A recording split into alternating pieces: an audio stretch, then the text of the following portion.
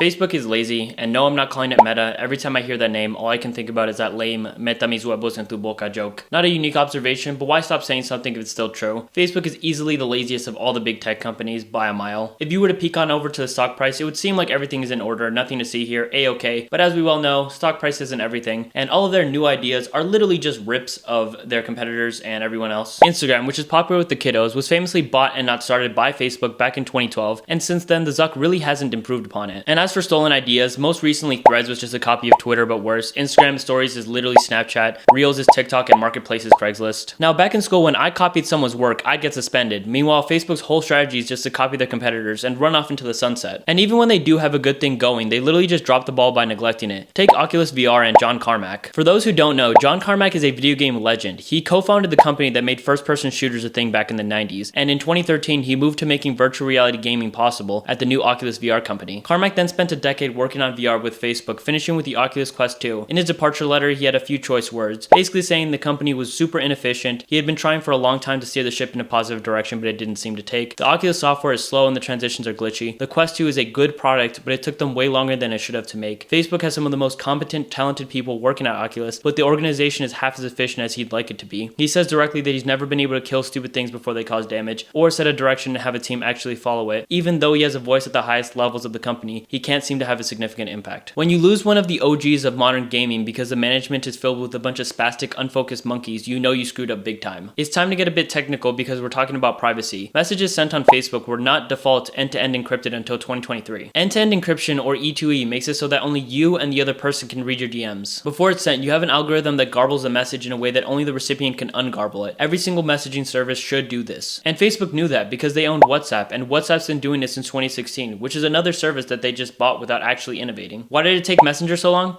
I don't know, they probably just wanted your data or something. Maybe they enjoy reading cringy pickup lines that people were firing off at 3 in the morning and laughing at them from their San Francisco offices. Or maybe they were too busy sitting on their asses doing nothing to implement the encryption. Another example of Facebook's horrible work ethic is how long it took them to roll out a native iPad version of the Instagram app. It literally took them until September of this year to do it. Before, when you downloaded Instagram on the iPad, it was just the iPhone version but blown out to fit the screen, leaving useless black bars on either side. It was garbage. If you posted Reels and wanted to go to the stats page, it was really annoying to get to it. And listen, it wasn't unusable or anything, it was just lazy. The Facebook app got a native iPad version in 2011, and Instagram was bought a year later, so it took them 13 whole years to finally get around to it. It's just like John Carmack said, the company will get there, but not before taking the least efficient path possible and wasting an insane amount of time. Nothing nice you can really say about Instagram Threads. It splashed onto the scene, promising to be the next big thing, proudly taking on Twitter, and then just died like a fart in the wind. This last point isn't Facebook's fault, but I'm gonna complain anyways. You know how Apple and iPhone dominate the American market? Like 60% of smartphones are just Apple. I've seen Europeans look at this and go,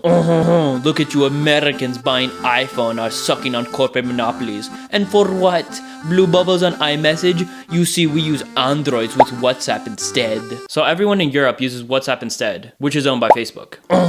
Correct. Why are you so smug when WhatsApp is also owned by a tech giant, and WhatsApp is a worse corporate monopoly with like 80% saturation? All said, Facebook Marketplace is definitely better than Craigslist. It's a hell of a lot less sketchy for one.